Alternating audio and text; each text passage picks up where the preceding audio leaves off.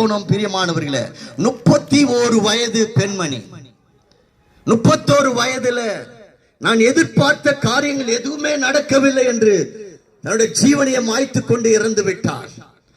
எனக்கு அருமையானவர்களே, இன்றைக்கு எத்தனை மக்கள் சமுதாயத்தில் எதிர்பார்த்த காரியம் நடக்கவில்லை, நான் எதிர்பார்த்தது நடக்கவில்லை என்று தோல்வியோடு தங்கள் வாழ்க்கை முடித்துக் கொள்ளுகிறவர்கள் இருக்கிறார்கள் பிரியமானவர்களே. இந்த சித்தலப்பாக்க பகுதியில, வேங்கைவாசல் பகுதியில ஒரு வாலிபன் இறந்து விட்டான். சிறு வயது, 31 வயது, உயிரை மாய்த்து கொண்டு விட்டான். எனக்கு அருமையானவர்களே, ஏன் தெரியுமா? அநேகருக்கு வழி தெரியவில்லை, என்ன முடிவு எடுக்க வேண்டும் என்று தெரியவில்லை, குழப்பத்திலே வாழுகிறார்கள், வேற வழி இல்லாமல் வாழ்க்கையை முடித்துக் கொள்ளுகிறார்கள். ஆனால் இயேசு கிறிஸ்து உங்கள் வாழ்க்கையில ஒரு நம்பிக்கை கொடுக்கிறார். இயேசு கிறிஸ்து மறுவாழ்வை கொடுக்கிறார். இயேசு கிறிஸ்து புது வாழ்வை கொடுக்கிறார்.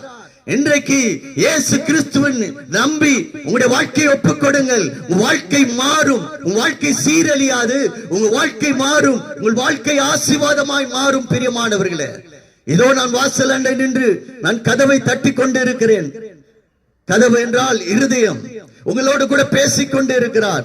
ஒருவனின் சத்தத்தை கேட்டு அவன் இதய கதவை திறந்தால் அவனோடு கூட நான் வந்து போஜனம் பண்ணுவேன் என்று இயேசு கிறிஸ்து சொல்லி இருக்கிறார். இன்றைக்கு உங்க வாழ்க்கையில அந்த மாற்றத்தை விரும்புகிறீர்களா? இன்றைக்கு உங்க வாழ்க்கையில அந்த விடுதலை பெற விரும்புகிறீர்களா? சமாதானத்தை பெற விரும்புகிறீர்களா? இதோ இயேசு கிறிஸ்து உங்கள் அருகாமையில் நிற்கிறார். நான் சவாலாய் சொல்ல முடியும், உங்க வாழ்க்கை இந்த நொடி பொழுதுல இயேசு கிறிஸ்துவினிடத்தில் ஒப்பு கொடுத்து பாருங்க, மாற்ற வல்லவராய் இருக்கிறார். வாழ்க்கையில சமாதானத்தை பெறுவீர்கள், ஆசீர்வாதத்தை பெறுவீர்கள், மாற்றத்தை பெறுவீர்கள். புது வழி உங்கள் வாழ்க்கையில திறக்கப்படும். அடைக்கப்பட்ட வாசல்கள் திறக்கப்படும். அடைக்கப்பட்ட வழியெல்லாம் திறக்கப்படும். இயேசு கிறிஸ்து உங்களை நேசிக்கிறார்.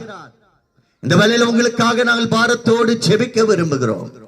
எங்களோடு கூட நீங்கள்